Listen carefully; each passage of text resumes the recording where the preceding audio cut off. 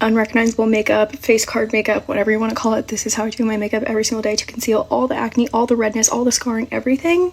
Here's my day. This is makeup, shall we? I have very acne prone, sensitive skin. This is what the skin's looking like. I just did a red light treatment here as well, so it's really red. I'm gonna show you guys exactly how I cover this up. No filters, no retouch, by the way. This is my real true skin, and this is exactly how I do it every single day, using hyaluronic acid as a skin prep. This really helps to give hydration. If you're looking for a good tinted SPF recommendation, I've been loving this. But my all-time favorite skin prep product just restocked. This is the Dibs Love Beam Perfector. I'm wearing shade number 3 today. I clearly need to order a new one. This is by far the most elite skin prep product because it gives you color, evens out your skin tone, and it gives you this undeniable glow. Here's what it looks like all blended out. I mean, look at the glow it gives my skin. In love with this foundation, but I've also really been loving this Makeup Forever skin tint.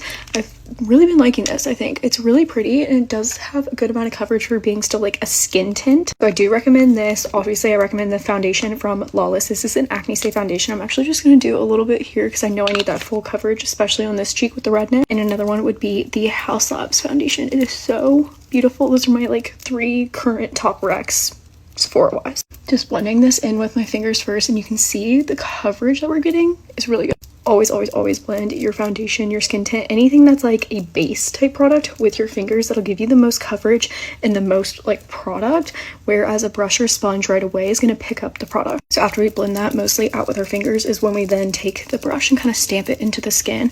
By using your fingers first, you're getting the most coverage, which means you can use less product because you're getting more coverage versus using a sponge right away. Then you're gonna have to use more product, so it's gonna feel heavier. After you use a brush, I go over top of everything in between steps with a sponge. I am a makeup brush girly over sponge, but I use a sponge in between each and every step just to make sure everything's like meshed into the skin. After you put your foundation on, make sure you wipe off your brows so you have no product. New product I've been loving is this Say Sun Melt. It just is super dewy into the skin, and it's also very buildable. So if you like a heavy bronzer, you can totally go in with a heavy hand, or if you like just like a little bit, just doing one dab. You can see I still have color, but it's not aggressive. All the brushes, products, and shades will be linked in my LTK for you guys. But look at how pretty that is. It's warming up the face so well. I want to contour the nose a little bit. This is the Dibs Duo Stick in the shade Pink Cosmo. Kind of feeling a pink today. I'm doing Pink Peony. This is the cream blush by Makeup by Mario. These are really, really gorgeous. They blend so easily and they don't leave you streaky as well. No matter what blush I'm doing, I bring that right underneath the eyeball here,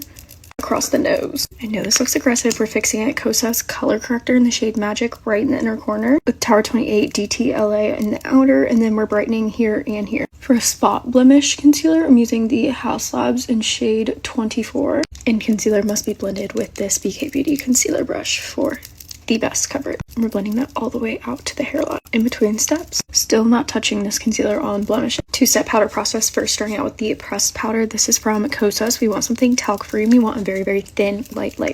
Taking that concealer brush and just working around the sides of that blemish, not quite going in the center of it, letting that still dry down a little bit. Loose powder today is the Makeup by Mario one. This is a really nice loose setting powder because it's super thin and finely milled. It's perfect if you have very fine like underlines here, or if you have dry skin, because it's not going to settle. Pressed powder, I'm just taking underneath the width of the eye. With the loose, I'm going all the way out to the hairline and anywhere else we put concealer.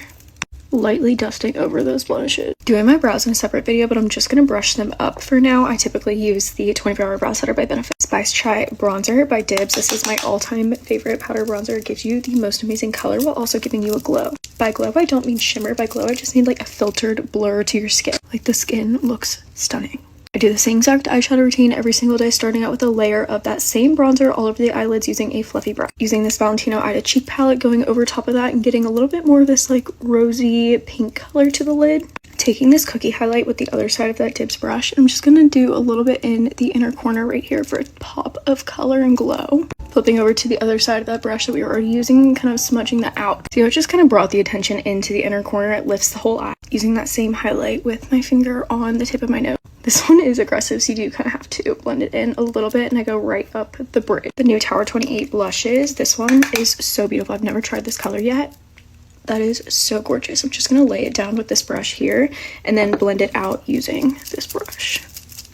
She's clearly blushing today. This is not a safe place if you hate blush. I'm going to set down the skin before we finish with the eyes and the lips using my favorite Anastasia setting spray. Shiseido Eyelash Curl, Maybelline Sky High Lash Sensational Mascara in the Burgundy Haze color.